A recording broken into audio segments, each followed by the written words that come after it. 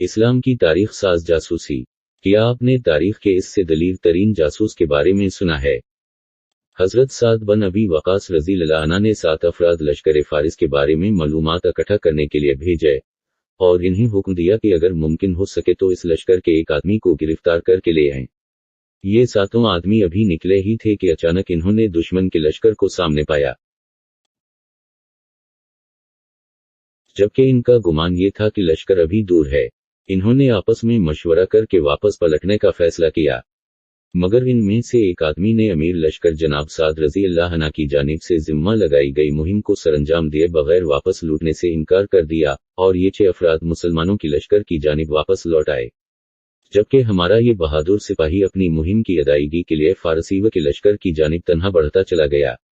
اس لشکر کے گرد ایک چکر لگایا اور اندر داخل ہونے کے لیے پانی کے نالوں کا انتخاب کیا اور اس میں سے گزرتا ہوا فارسی لشکر کے ہر اول دستوں تک جا پہنچا، جو کہ 40,000 لڑاکوں پر مشتمل تھے۔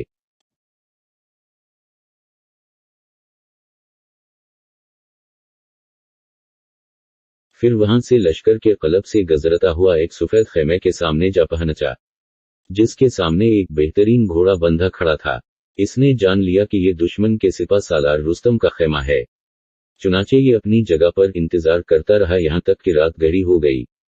رات کا کافی حصہ گزر جانے پر یہ خیمہ کی جانب گیا اور تلوار کے ذریعے خیمہ کی رسیوں کو کاٹ ڈالا، جس کی وجہ سے خیمہ رستم اور خیمہ میں موجود افراد پر گر پڑا۔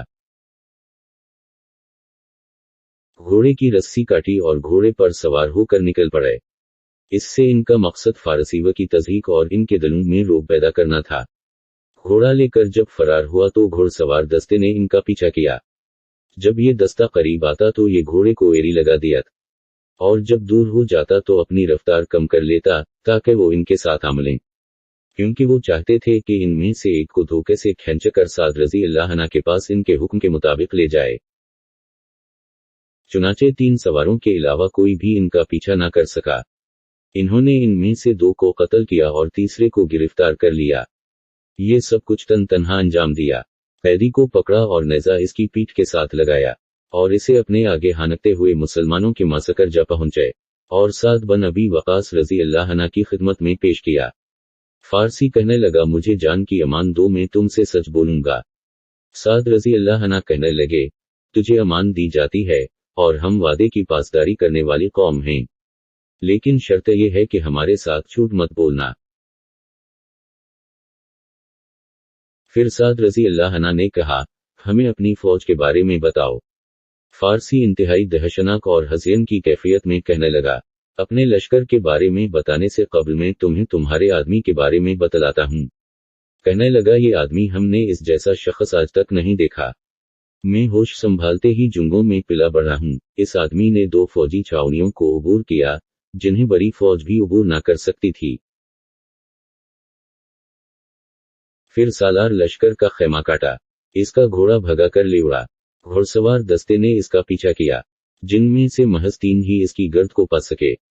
ان میں سے ایک مارا گیا جسے ہم 1000 کے برابر سمجھتے تھے، پھر دوسرا مارا گیا جو ہمارے نزدیک 1000 افراد کے برابر تھا، اور دونوں میرے چچا کے بیٹے تھے۔ میں نے اس کا پیچھا جاری رکھا اور ان دونوں مقتولین کا انتقام کی آگ سے میرا سینہ دھک رہا تھا۔ میرے علم میں فارس کا کوئی ایسا شخص نہیں جو قوت میں میرا مقابلہ کر سکے، اور جب میں اس سے ٹکرایا تو موت کو اپنے سر پر منڈلاتے پایا۔ چنانچہ میں نے امان طلب کر کے قیدی بننا قبول کر لیا۔ اگر تمہارے پاس اس جیسے اور افراد ہیں تو تمہیں کوئی ہزیمت سے دوچار نہیں کر سکتا۔ پھر اس فارسی نے اسلام قبول کر لیا۔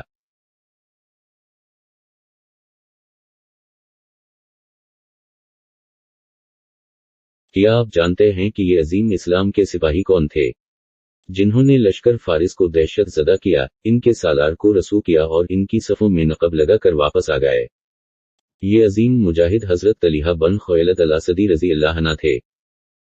اللهم في هذا اليوم الفضيل وفي هذه الساعة المباركة نسألك يا الله بركة في العمر وصحة في الجسد وسعة في الرزق، ونسألك يا ربنا حسن الخاتمة